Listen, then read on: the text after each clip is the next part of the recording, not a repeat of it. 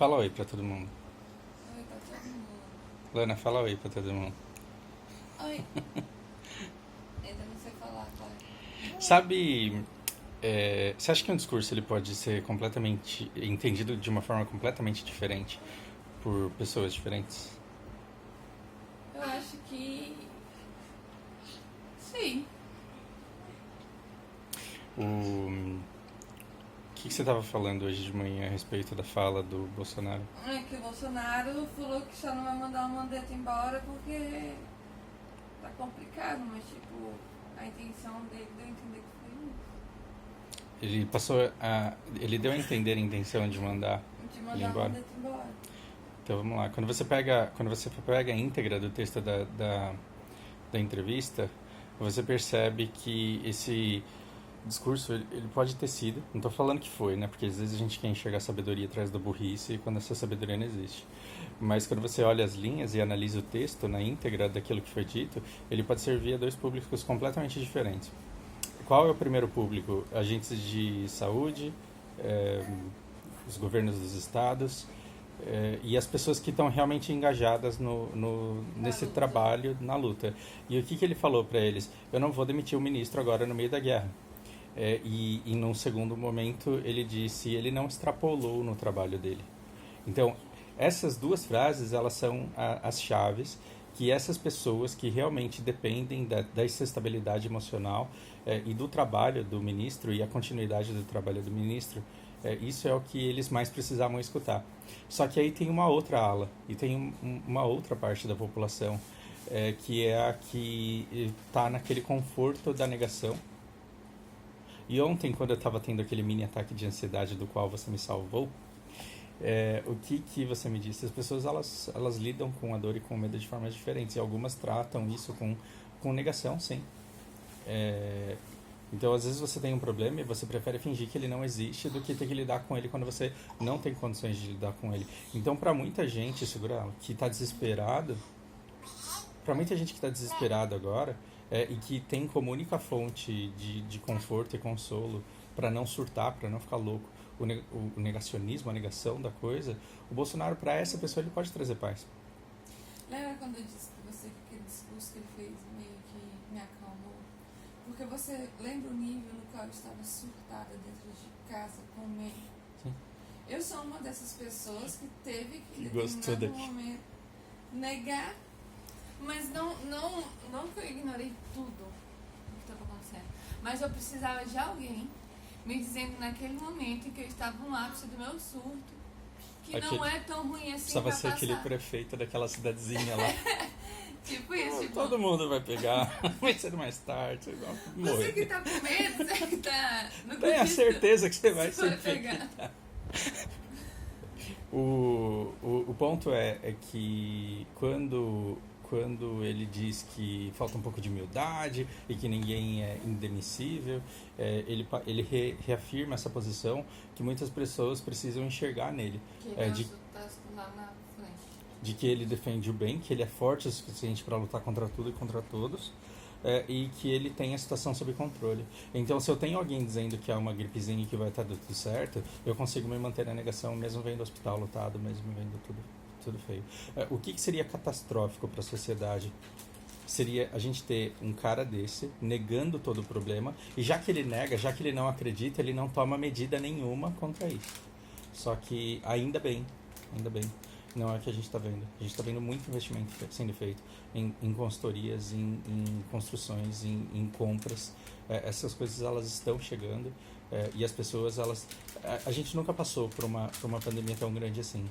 E nós, como a gente conseguiu olhar na frente, como a gente viu a Itália antes de virar a Itália, como a gente viu os Estados Unidos antes de virar os Estados Unidos, como a gente teve tempo para começar a se preparar para isso, a gente conseguiu conscientizar todo mundo. Então, assim, o trabalho que o Ministério da Saúde está fazendo poderia não estar sendo feito.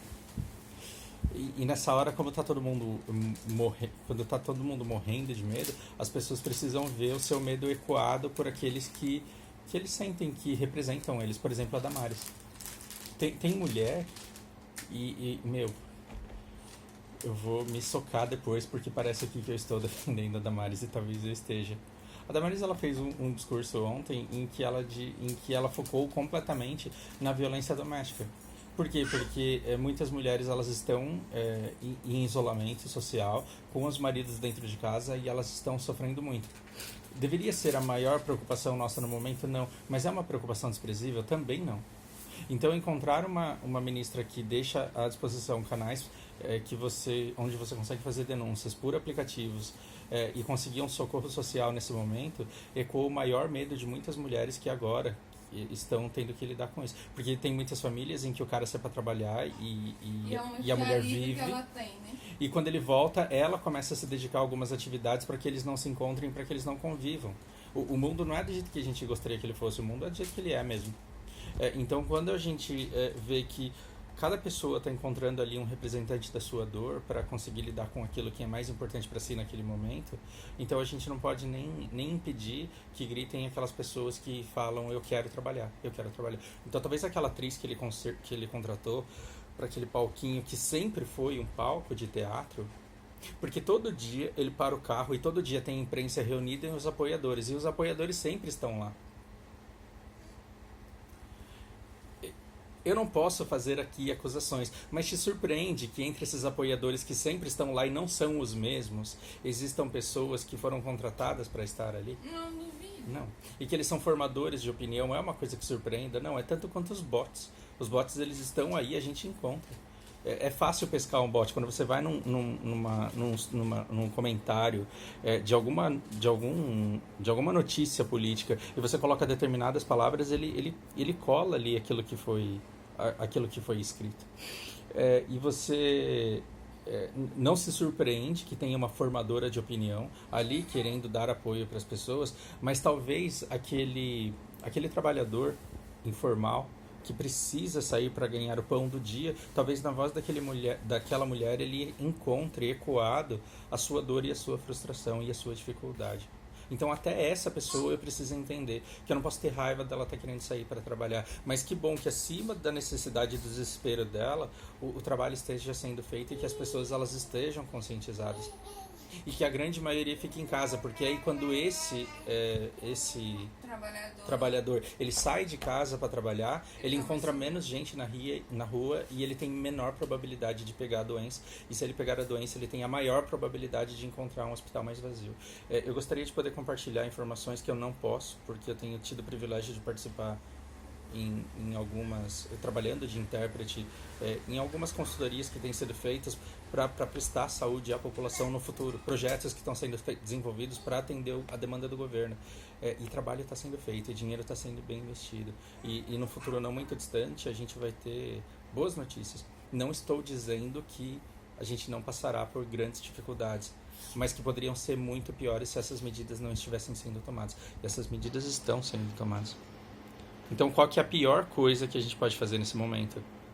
Ficar replicando post de bot na internet, que acha que, ao falar que a culpa é da China, ao falar que a culpa é do Bolsonaro, ao falar que a culpa é do PT, ao falar que a culpa é do Dória, a gente se sente aliviado como se, então, tá bom, a culpa é daquele filho da puta lá, a gente não precisa fazer nada, porque eu tenho uma justificativa pra minha desgraça.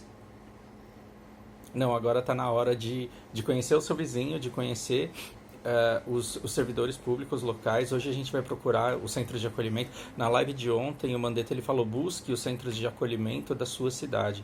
Centro de acolhimento são centros que vão pegar os idosos, que não tem ninguém para cuidar, as crianças abandonadas que não tem atendimento social. Imagina que você leva sopa direto para moradores de rua, por exemplo. Com esse isolamento social, você vai continuar entregando essa sopa? Não. Então, onde é que essas pessoas vão parar se determinados voluntariados que antes aconteciam agora não acontecem mais nesses centros de acolhimento da cidade? Então, hoje a gente vai procurar, e não que a gente possa ajudar muito, mas pelo menos a contribuição que a gente puder dar e a divulgação que a gente puder fazer desses centros, a gente vai fazer, pelo menos para saber em que condições estão morando essas pessoas. Então a gente gosta muito de culpar o governo, falar, não, a culpa é da China, a culpa é do Bolsonaro, não, a culpa é do Dória, e a culpa é desses filha da puta, desses capitalistas. E a gente não percebe que se a gente se unir, na angústia que a gente está vivendo, a gente ainda tem muita força para fazer um trabalho solidário e comunitário.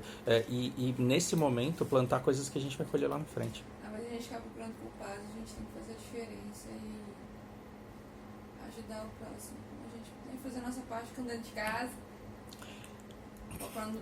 Deixa eu falar. Quando você tem... Ó, você fazendo o povo perder o foco do vídeo. Quando você tem a oportunidade de... Já esqueci também o que ia falar. Você vê empresas, por exemplo, como a Magazine Luiza, que está fazendo doações, que está garantindo segurança aos seus funcionários. E aí você fala assim, mas isso é uma estratégia de marketing. Que seja. Que você vá lá ajudar um centro de acolhimento desse e doar suprimentos para idosos e para crianças, porque você quer tirar uma selfie e colocar no Instagram e porque você quer fazer bem para o seu ego. Que seja desse jeito, mas que pelo menos isso seja feito. Então, se uma empresa ela quer produzir e distribuir de graça álcool gel, se uma empresa ela quer fazer uma doação para um tratamento, e se ela quer, não importa o que ela queira fazer, que deixe que se faça. Porque aí depois que tudo isso passar, a gente vai ter essas empresas na nossa memória e a gente vai ter o Madeiro, por exemplo, que além de insistir para as pessoas irem para a rua, ainda demitiu o funcionário deles.